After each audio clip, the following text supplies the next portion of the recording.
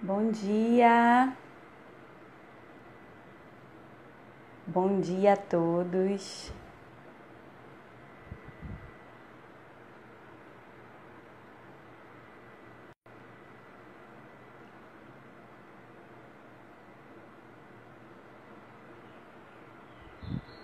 Sejam bem-vindos a essa live. Olá, Edgar, já chegou aqui.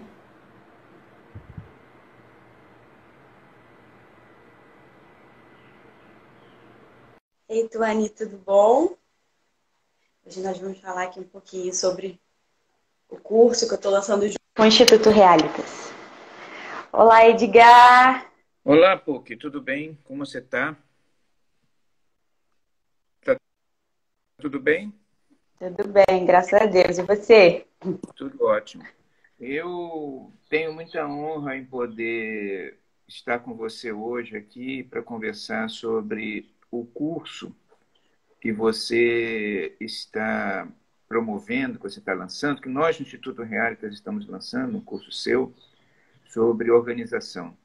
Eu sei que você é uma pessoa que estuda muito questões de filosofia, questões de pensamento em geral e determinados elementos sobre a natureza das coisas, e que você vem se dedicando a refletir muito também sobre, além de todo o trabalho que você realiza no Clube das Penélopes e outras atividades virtuais, você também se dedica a essas questões de organização e como a gente pode dizer, de, da ordem em si, né? Tanto do ponto de vista filosófico quanto do ponto de vista prático. Então, esse curso teu é um curso muito interessante, porque reflete o seu pensamento, os seus estudos e as suas práticas com relação a isso. Então, eu gostaria de iniciar esse bate-papo nosso te perguntando como é que você chegou a esse tema, né? O que é que te levou a se preocupar tanto com a questão da ordem, né, e da organização Uhum. das coisas, né? Isso é um tema que, para mim, também é muito interessante. Então, é isso. Muito obrigado, então, por participar do da live aqui com a gente, no Instituto Realitas. E bom dia, né? Então, eu gostaria que você falasse um pouco sobre isso. Uhum. Pois é, eu estava até buscando na minha memória, né, como que tudo começou, e é muito curioso, porque na época mesmo da faculdade, quando eu estava para escrever TCC, eu comecei a me questionar, né, o que que eu vou fazer daqui para frente, quando a faculdade acabar, acaba estágio, e aí eu acabei fazendo um curso de personal organizer, e eu achei nele uma possibilidade mesmo, tanto de ganhar uma renda, quanto de me ajudar e ajudar outras pessoas, porque eu passei por muitos colegas ao longo da faculdade e o maior problema que eu vi é que eles tinham uma dificuldade absurda de entregar o que os professores pediam, né? Eles tinham dificuldade de parar, sentar, escrever. Eu falei, gente, será que essa pessoa não tem tempo, né? Será que ela trabalha tanto e não consegue parar para escrever? E quando eu conversava com essas pessoas, eu percebia que o maior problema não era a falta de tempo, e sim falta de organização. E aí eu comecei a procurar entender mais como que funcionava a questão da organização de tempo, né? E aí eu acabei caindo no tema da virtude da ordem, e eu comecei a ler sobre isso. E eu descobri que, assim, existia um mundo que a maioria das pessoas desconhecia, que não adiantava você querer tantos resultados se ao longo do teu dia você não se programava para isso, né? Ficava tudo muito na imaginação das pessoas. Né? Eu preciso entregar um TCC, mas eu não sento para escrever, então não vai acontecer de jeito nenhum. E aí eu comecei a entrar tanto em livros, em aulas, vídeos, e eu comecei a consumir esse conteúdo de organização, e eu percebi que, assim, com pequenas soluções, né, com pequenas técnicas muito simples, dava para a gente aplicar no nosso dia e remodelar totalmente a nossa vida. Porque a maioria das pessoas não se dá conta, mas a maioria das pessoas que vivem na cidade, né, nós que vivemos em centros urbanos, a gente tem uma vida muito diferente. comparar com os nossos antepassados, nossos avós, por exemplo, todos eles geriam a vida deles de acordo com o sol, né? De acordo com a estação. Você precisava plantar para ter as coisas. Então, o tempo hoje, ele é usado de uma maneira diferente.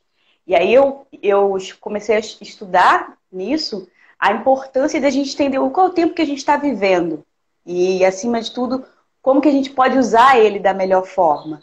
E foi aí que eu caí nesse tema da organização. Essa coisa da ordem, da necessidade humana da ordem, eu até te faço uma pergunta. Tem muita coisa de personalidade nisso. Tem pessoas que têm uma tendência a ser mais organizadas do que outras.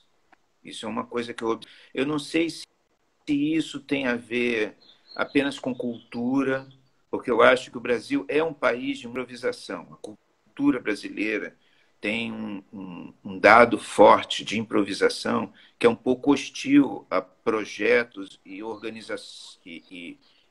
modelos organizados ou organizadores, em grande parte porque essa organização ela exige algumas virtudes morais, quer dizer, de conduta, que são de controle próprio, né? De controle. Você exige.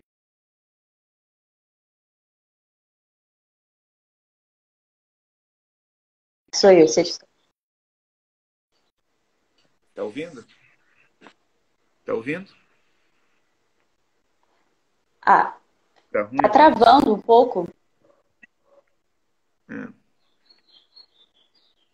Você tem que ter. Está ouvindo?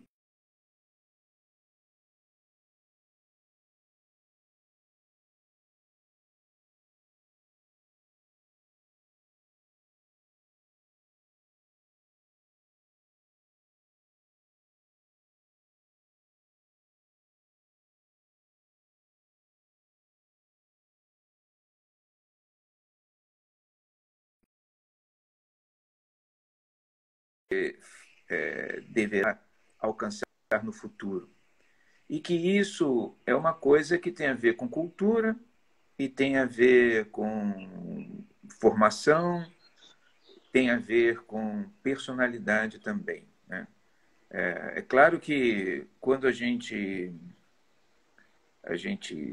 sabe que nesse mundo nada funciona sem algum tipo de planejamento, mesmo as pessoas desorganizadas, mesmo as pessoas que não têm uma personalidade inclinada à renúncia, né? Porque a organização implica em renúncia a coisas imediatas, elas são, de alguma forma, forçadas a assumir essa responsabilidade. É o caso de países desordenados, culturalmente desordenados, como é o caso do Brasil, e que são muito diferentes de países como os Estados Unidos, onde tudo, moralmente, a cultura os força à ordenação. Nós somos forçados a ser ordenados, né?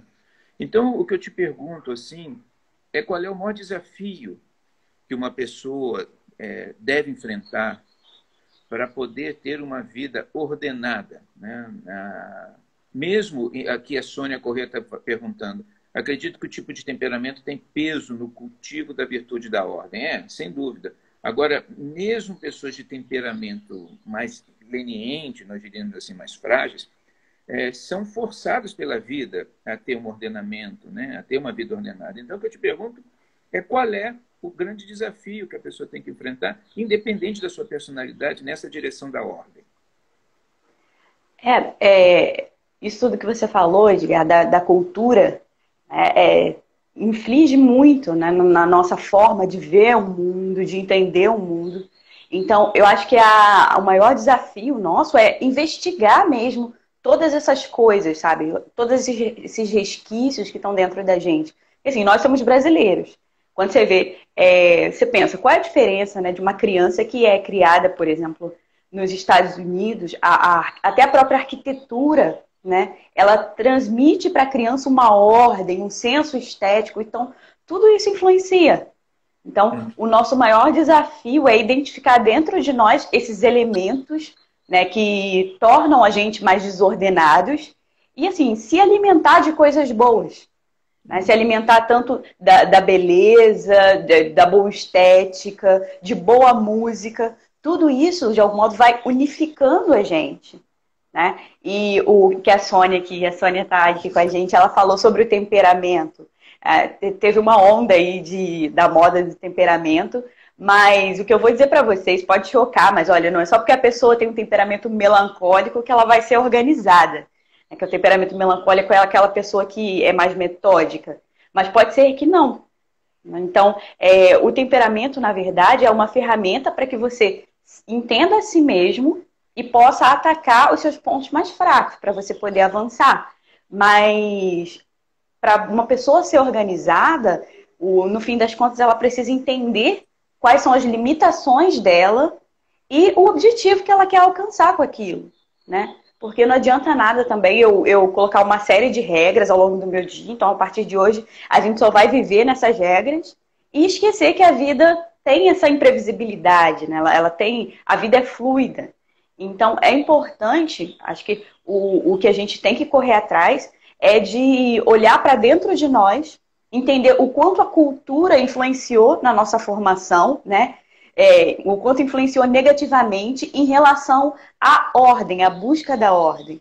Então, uma solução para isso é exatamente o que eu falei: se alimentar de coisas boas, de coisas belas, e através disso a gente vai se unificando, né? O trabalho que a gente tem no Clube das Penélopes é esse, de transmitir para as pessoas, né, valores que vão integrando ela. Porque nós brasileiros, a gente vive, parece que todo mundo vive muito para fora, né? Muito fora de si mesmo. Eu lembro muito de Santo Agostinho. E, na verdade, o que a gente tem que fazer é se reintegrar. Todo dia é um trabalho de se unificar para poder, a partir daí, você gerar ordem. Porque não adianta nada você procurar uma ordem externa se dentro da pessoa ela está toda bagunçada. Então, você tem que primeiro buscar a ordem dentro de si. Você acha que essa ordem dentro de si é alguma coisa que é construída pela consciência? Quer dizer, ou é alguma coisa natural? O ser humano, ele tem essa ordem interna e nós temos apenas que fazer com que ela aflore, com que ela se realize. Olha, eu acredito que todo homem foi chamado à ordem. O universo, né, o cosmos, ele só se tornou organizado, ordenado através do Logos. Então, a nossa alma, ela busca a perfeição. A nossa alma, ela busca ser perfeita. Isso é só você olhar para uma criança, né? Uma criança, quando está diante do pai, o que ela quer? Ela quer acertar. Ela quer agradar o pai. Então, ela quer buscar o bem. Então, existe dentro de nós esse desejo da busca do que é bom, belo e verdadeiro. Mas a gente precisa aflorar mesmo, como você falou, né? É como se a gente fosse jogando pequenas sementes para que isso cresça dentro de nós. Então, a organização, ela traz essas ferramentas, né? São ferramentas práticas, concretas, mas que sempre que a gente olha para esses pequenos hábitos com atenção, a gente consegue aflorar dentro da gente essa ordem. Isso é interessante, porque nós vivemos num mundo muito hostil a esse afloramento, porque tudo que nos cerca nos estimula ao circunstancial, ao efêmero, à satisfação imediata, né? E cada vez mais, eu acho que sempre foi assim, mas eu tenho a impressão de que isso é uma tendência cada vez mais forte, é meio avassaladora. Então, fica muito. Eu acho que existe um movimento de desordem no mundo cotidiano, no mundo real, na forma como a gente vive a vida, que conspira o tempo inteiro contra esse elemento, contra essa busca pelo belo, pelo verdadeiro. Esse desafio é um desafio, me parece assim, ontológico, tem a ver com a própria natureza do ser, e não tem muito como escapar. Você diria assim que, do ponto de vista moral, esse conflito ele pode ser entendido sob as categorias de bem e mal, Você acha que existe aí uma disputa entre o bem e o mal pelas nossas consciências e pela nossa capacidade de experimentar essa ordem interior? Isso me lembrou muito o vídeo que eu vi de uma amiga, Camila Badi. Ela trabalha com literatura infantil atualmente, né?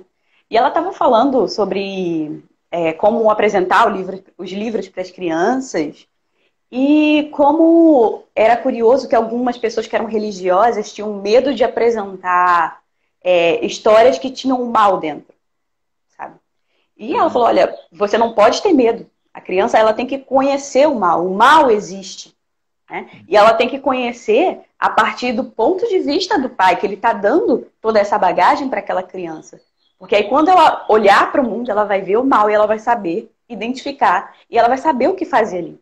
Então, hoje em dia, as pessoas elas têm dedos assim, né, para falar sobre isso, principalmente porque a gente vive uma cultura muito confusa, né? Mas a gente sabe que o mal existe. Quando a gente está diante de uma injustiça, quando a gente vê um homem agredindo uma mulher, quando a gente vê violência, a gente está vendo, a gente sabe que é mal, né? Então existe dentro de nós esse senso. O C.S. Lewis fala muito sobre isso. O bem e o mal, eles estão definidos bem dentro da gente, mas às vezes a gente quer fantasiar algumas coisas e acaba caindo numa certa confusão. E isso amputa mesmo a realidade humana, porque se o teu espírito diz que aquilo é mal, mas você se nega a confessar aquilo, né, você vai nomeando as coisas errado, e com o passar do tempo você vai se confundindo cada vez mais. Teve uma outra coisa que você mencionou sobre o dever imediato, né? As pessoas hoje elas têm uma noção muito errada do trabalho e do dever. Elas acham que a vida é uma eterna busca pelo prazer, por você satisfazer a tua carne, né? Tem umas pessoas que perguntam, eu me lembro muito de uma live que eu vi do Ítalo Marcilli, e ele falando, olha, o que você, se você soubesse que fosse morrer hoje, o que você ia fazer? E aí ele fala que a maioria das pessoas ia querer pegar uma torta de limão e sair comendo, porque é meu último dia, então eu preciso comer o que eu mais gosto. Ele falou, não, sabe, é o teu último dia na Terra, ele precisa ter sentido. E como que a gente busca esse sentido? Através do trabalho, cumprindo o nosso dever. Então, quando eu trago essa organização, né, todos esses critérios, é voltado para esse lado de que, olha, é bom a gente viver o prazer, né? É bom a gente comer o que a gente gosta, mas se você come sempre só o que você gosta, né? Onde você para? Você vai parar no médico, você vai passar mal. O nosso corpo, ele pede a ordem, né? Quando você se alimenta bem, quando você faz exercício, o teu corpo está ordenado, ele dá a melhor resposta para o mundo. Então, o objetivo dessa ordenação é justamente fazer com que a gente dê o melhor para o mundo. Seres humanos que não alcançam a dimensão ou a profundidade dessa ordem interior, ou que não a buscam, ou que a desprezam. Você falou uma coisa importante aí. Nós vivemos uma cultura, e isso se acentuou muito nos últimos 20 anos, ao meu ver. Embora nós vivemos uma cultura onde a satisfação dos desejos individuais é o objetivo supremo do ser humano, né? A gente sabe que a satisfação desses desejos ela é efêmera e ela não constrói nada que seja realmente verdadeiro ou profundo, porque ela está nesse mundo que é meramente transitório. Esse processo nós diríamos assim, de difusão do mal pelas consciências e isso faz com que as pessoas se tornem escravas do mundo, de uma forma geral, das coisas do mundo, né? Elas não se encontram com elas mesmas, elas sempre querem ser alguma coisa que está nessa realidade assim hostil e querem se adequar a ela. Você vê isso, você como uma pessoa que também estuda história e filosofia, é evidente, né? A tua profundidade de pensamento. Você vê isso como, do ponto de vista histórico-político, como um meio de domínio, um meio de controle das consciências e das pessoas? Com certeza. Quando a gente olha para a história, a gente identifica esses movimentos, né? É uma coisa de gerar um medo no outro e a pessoa ela fica realmente acuada. E eu costumo falar uma frase que é muito simplória, mas define bem esse sentimento. Olha, se você não controla a coisa te controla. É o que a gente vê. Uma pessoa, por exemplo, que ela não tem ordem no corpo dela, né? Ela sofre de algum distúrbio alimentar. Tudo aquilo é gerado por um processo que antes acontece na cabeça dela. Né? Ela começa a desejar algumas coisas, ou algum processo de ansiedade, talvez, e aquilo gera esse distúrbio. E isso nada mais é do que o corpo desordenado, reagindo a algo anterior. E então, quando a pessoa não tem o domínio próprio, né, o domínio do corpo, as religiões elas falam muito sobre isso. Né? Quando você olha para a questão do jejum, por exemplo, o que é isso? Olha, nada mais é do que você, né, o espírito domando o corpo. E isso, de algum modo, integra a pessoa e fortalece, né? Porque se a gente não passa por esses pequenos desconfortos, né, como eu vou estar preparado para uma coisa maior ao longo da minha vida? Então, a gente percebe que existem pontos na história em que vai se gerando medo nas pessoas, né? E de que não, você precisa satisfazer os teus desejos, a tua carne, né? Você não pode ficar trabalhando constantemente. Então, isso vai gerando nas pessoas um desejo de fugir do seu dever e buscar sempre o lado mais fraco, no fim das contas, né? Que é o lado do prazer. É muito fácil ficar sentado, só vendo TV 24 horas. O difícil é você sentar a bunda e ler, né? E estudar. Só que o bem, para o bem acontecer, ele precisa de pessoas. Né? Então, eu preciso da minha carne para que o bem vença, para que o bem aconteça. Se a gente não tem consciência, né, do todo, ou a gente só fica, o mundo é isso mesmo, é ruim, assim. Não, olha, você precisa dar a tua carne, dar a tua parte para que o mundo seja bom. Isso que você está discutindo aí é muito profundo, né? Porque a gente está vivendo numa sociedade e num momento assim histórico muito dramático com relação a isso, né? As pessoas elas têm muitas ilusões sobre a vida, sobre a natureza da vida e o medo faz que elas aceitem determinadas proposições que não são, na verdade, não refletem uma realidade, mas apenas os seus desejos imediatos. Você vê, nós estamos vivendo, por exemplo, um momento hoje em dia onde as pessoas têm um medo gigantesco da morte. Isso é natural, eu acho que as pessoas têm um medo muito grande da morte sempre. Mas o que me chama assim, a atenção é que as pessoas têm medo de uma morte específica apenas, né? Que é a do coronavírus, que não é, na verdade, a única morte, o único meio de morrer ao qual as pessoas estão submetidas, né? Elas estão submetidas a outros tantos vírus, a outras tantas bactérias, a tantas doenças congênitas e doenças contraídas, as mais diversas possíveis. E o número de pessoas que morrem por dia é de milhares. A humanidade, nos últimos séculos, nos últimos milênios, na verdade, tem nascido mais gente do que morre. Isso é uma coisa. Tanto que a população da Terra aumenta de forma geométrica, né? Mas morrem sempre milhares de pessoas. Então me intriga um pouco o pânico assim seletivo com relação ao coronavírus. Não estou dizendo que não seja um perigo real para as pessoas, mas esse ponto específico e o esquecimento de outros riscos cotidianos, desde atravessar a rua, como se a vida em si não tivesse todo esse risco, até atravessar atravessar uma rua, pegar um elevador, né? Exato. Ir ao banheiro tomar banho. Muitas pessoas morrem escorregando né, no boxe, morrem. Então, eu queria que você refletisse um pouco sobre isso, porque isso, para mim, é uma coisa muito curiosa, que eu observo, né? A mídia, especialmente, gosta de dar números de mortes, de mortes, de mortes, mas se as pessoas dessem os números de o número de mortes normais por diversos tipos de doenças, ou por velhice que acontecem regularmente, as pessoas também se impressionariam com os números, né? De uma forma assim. Então, eu queria que você falasse um pouco sobre isso, que isso tem me intrigado. Eu acho isso um tema interessante. É engraçado, né? Porque, sei lá, nós aqui, eu e Edgar, a gente mora no Rio de Janeiro.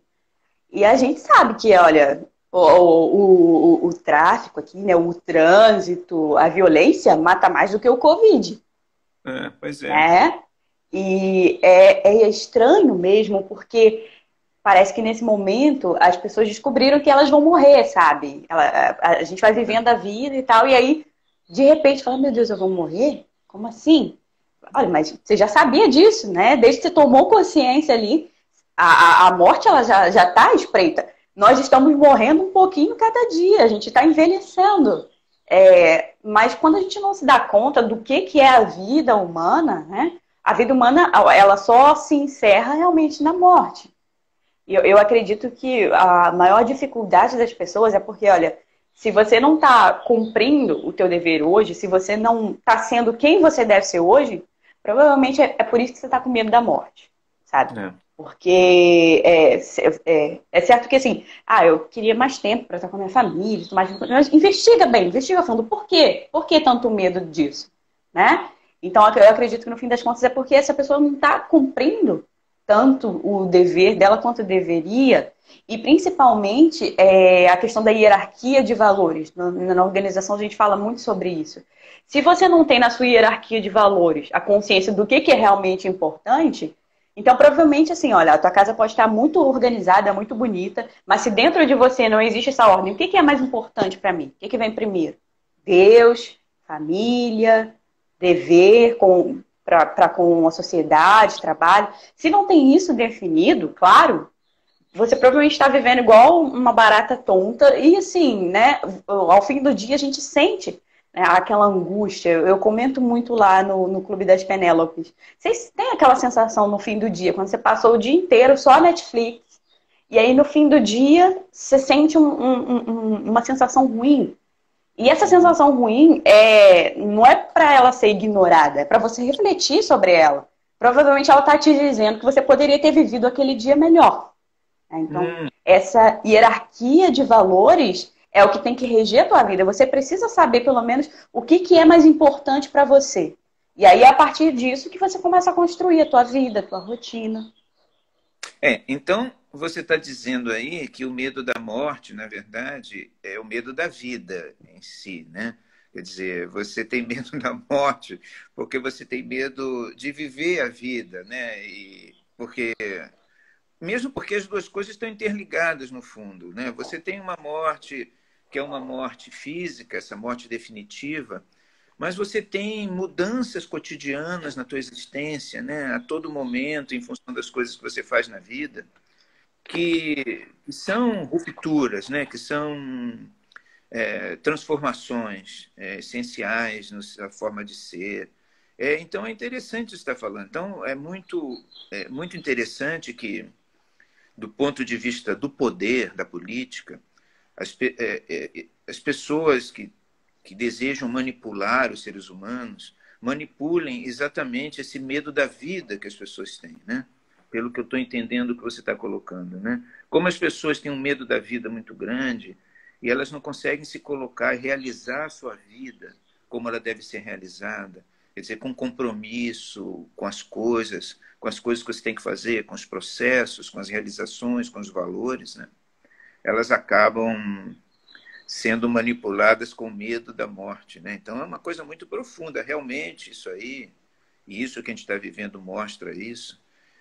Quando a pessoa, os poderosos, né, alcançam essas questões mais essenciais dos seres humanos, que são questões muito profundas, né? e colocam os seres humanos diante das suas impossibilidades existenciais, eles conseguem colocar os seres humanos de joelhos mesmo, né? Conseguem colocar os seres humanos de joelhos, porque é muito difícil, como as pessoas não têm assim uma crença específica, né? Nós vivemos um mundo de muita descrença, né? A própria ideia da morte em si, né, é uma ideia que todas as religiões, isso é tão antigo quanto o mundo, sempre estabeleceram a hipótese de que a morte não é o fim, por exemplo, né? Exato. Isso é uma questão que, inclusive, uma questão muito séria na história humana.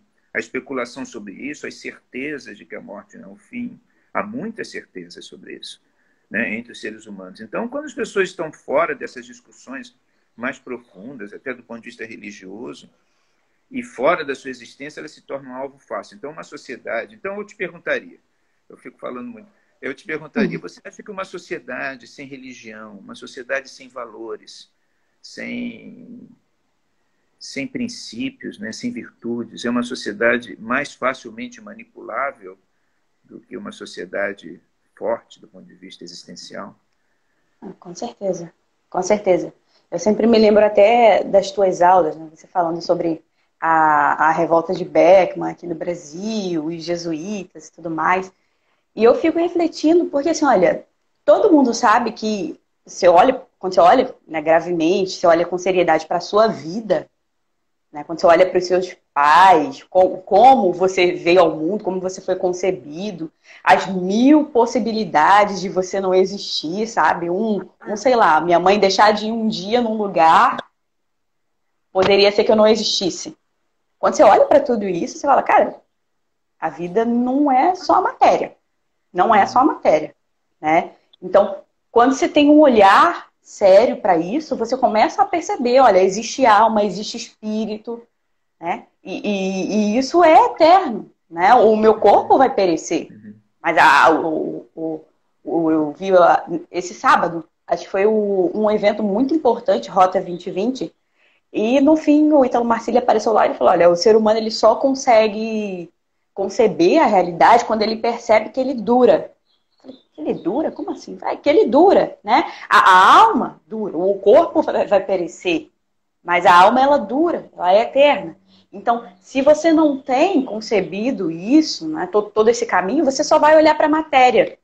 Me incomoda profundamente, me incomoda. Essa semana eu fui visitar minha avó e, sabia, eu fiquei triste. Fiquei muito triste porque ela passou o Dia das Mães sozinha, né? Porque as pessoas estão com medo do inimigo invisível.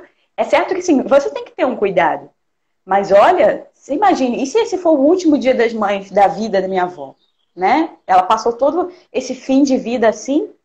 Existe uma alma ali, né? Existe um desejo dela de estar próxima das pessoas, de conversar. Então, o ser humano não se deve olhar para ele só como matéria. Quando você está fazendo isso, você está objetificando, no fim das contas, né? Esse celular que está aqui na minha frente é matéria.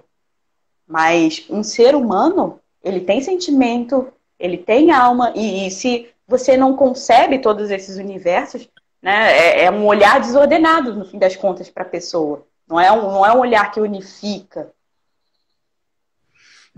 Isso é bonito, isso que você está falando, porque a gente tem aí a percepção do belo da existência, né? Quer dizer, mesmo no risco, na experiência do risco, existe o belo, né? Existe o espírito. Você não se expõe. Digamos que esse vírus realmente, porque a verdade também é esse vírus não chega nem aos pés do H1N1 da gripe espanhola de 1918 e 1920. Eu não estou desfazendo do Covid, não, né? Eu acho ele muito É só um perigoso. fato. Só é uma questão numérica apenas. Mas mesmo na experiência do risco, no caso da peste, por exemplo, na Idade Média, onde morreu quase 50% da população no espaço de 3 anos, o risco de uma pessoa se deslocar a outra por amor, por carinho, por ternura, o risco dela se expor a isso, né? A expor a uma doença para isso, é um ato de grande beleza e de grande sentimento que justifique e legitime uma existência, né? Porque você pode acontecer alguma coisa ou pode não acontecer, mas se você ficar em casa, você não vai viver aquilo que torna você um ser humano, que é o sentimento, né? Que é a essência das coisas. Então, eu acho que a gente vive um mundo onde as pessoas se esquecem realmente, estão muito esquecidas disso. E essa situação que nós estamos vivendo, esse histerismo, tem muito a ver com, ao meu, assim entendo, com o afastamento dessas questões essenciais, né? Uhum. Não que a gente não deva tomar cuidados para atravessar uma rua, mas a rua a gente tem que atravessá-la, porque é importante para Exato. o ser.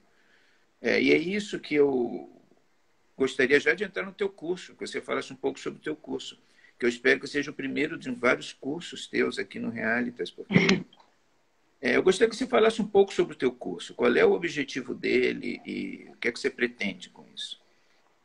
Bem, então, o curso, na verdade, ele surgiu como uma proposta do Edgar, mas antes dele eu fiz uma live com a Thaís do Fora de Época falando sobre a virtude da ordem, e aí eu comecei a me aprofundar nesse tema, e eu acabei desenvolvendo ele para o Instituto Realitas, e o objetivo é justamente ajudar as pessoas que têm muita dificuldade para tanto construir uma rotina para o dia a dia, quanto para as pessoas que se sentem, às vezes, até ansiosas, né? A pessoa desorganizada, ela costuma ter uma certa ansiedade diante da vida, por quê? Ela não sabe o que vem depois, né? Então, ela só fica na cabeça dela. Eu vi aqui uma frase acho que é da Tuane, que é bem interessante, que ela se relaciona com isso. Que a gente estava falando sobre os temperamentos. O melancólico, com a sua dificuldade em hierarquizar, acha que tudo é profundo e importante. Pode se perder tanto quanto o sanguíneo no volume de afazeres. Exatamente isso. Porque no curso eu vou falar sobre os tipos, né, de pessoas. Eu não vou aprofundar o temperamento, mas eu vou falar sobre essa dificuldade. Porque às vezes a gente olha para o dia e fala, meu Deus, tudo é importante. Então, por onde eu começo? E aí você só fica na sua cabeça, né? Então, o curso tem o objetivo de ordenar esse pensamento para que você consiga olhar para a tua vida concreta e, a partir dela, definir, bom, eu vou começar por essa atividade porque isso é mais importante. No curso eu também vou dar algumas dicas sobre como você deve olhar para suas tarefas, né? O tempo que você deve dar para cada uma delas. E principalmente é um momento assim de autopercepção. A ideia é fazer com que o aluno se perceba e entenda quanto tempo ele leva para fazer cada atividade. E a partir daí a gente vai montar uma rotina diária. Então o curso tem o objetivo de ajudar todas essas pessoas que estão desesperadas e precisam de uma mão aí para poder se organizar tanto interiormente e a partir daí ir para as coisas. Isso então eu recomendo esse curso como uma introdução, porque na verdade o teu curso ele não apenas fala da ordem, mas ele também introduz porque também nós vivemos às vezes numa sociedade onde muitas vezes as pessoas querem buscar uma vida ordenada com o objetivo de obter coisas, porque acreditam que isso vai dar a elas dinheiro ou poder ou qualquer coisa, né? E o que você diz no teu curso, pelo que eu entendi, é que sim, sem dúvida, isso é importante, né? Você ter dinheiro, trabalhar, e é muito importante você ser ordenado para poder conseguir essas coisas, mas que nada disso tem sentido se não está de alguma forma articulado com um aprimoramento interior, com um aprimoramento espiritual interior. Quer dizer, o que a gente consegue na vida, como fruto dos nossos projetos e da nossa organização, a sua profundidade, a sua grandeza, a sua importância, está muito ligado à maneira como nós interiormente nos colocamos diante do mundo, como nós cultivamos nossas virtudes interiores, né? Porque isso, na verdade, é que permite uma conexão entre o interior e a realidade, entre o conteúdo e a forma, né? Então, a existência é alguma coisa, é como você está falando do belo da obra de arte, A existência tem a ver também com a nossa própria, o cultivo da nossa beleza interior, da nossa harmonia interna. É uma coisa muito difícil, né, Apuc? Mas eu acho que é um grande desafio humano. E isso permite que tudo aquilo, quando a gente caminha dessa forma, tudo aquilo que a gente consegue tem uma grandeza espiritual, e aí não tem a ver necessariamente com o dinheiro que a gente consegue, né, com as coisas do mundo. Tem a ver com aquilo que a gente realiza enquanto atividade luminosa para o mundo.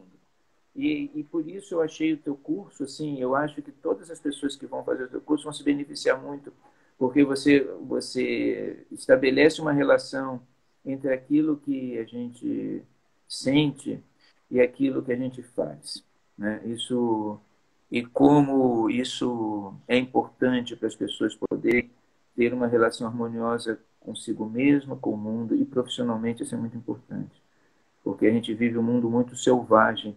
A gente, voltando à questão do mal, a gente vive um mundo dominado pelo mal, e onde o mal é poderosíssimo, né? Tudo é mal, na verdade, em qualquer lugar, em todos os lugares. E a gente vive.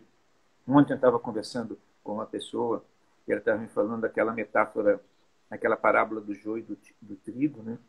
Que o mal e o bem eles vão se desenvolvendo até chegar um momento em que você tem a consciência deles. A gente vive, por exemplo, hoje um momento histórico onde eu acho que a gente tem muita consciência, da realidade do mal, né? E é um momento desses de consciência, onde a gente tem que ser lembrado da nossa realidade essencial, daquilo que está dentro da gente, né? Daquilo que nos torna realmente especiais. E eu tenho a impressão que esse teu curso ele está imbuído desse espírito. Então não é apenas uma formulação, não é uma coisa de autoajuda assim apenas. É alguma coisa que vai além disso, é uma coisa que tem uma proposta de iluminar, que as pessoas busquem a sua essência de uma forma corajosa, de uma forma verdadeira. Eu estou falando É, coisa que tem a ver? Eu entendi um pouco o não teu... tem. Tem tudo a ver, porque uma das pessoas que eu mais citei no curso foi São José Maria Escrivá, que acabou, no fim das contas, foi o que nos uniu, né, Edgar? É verdade.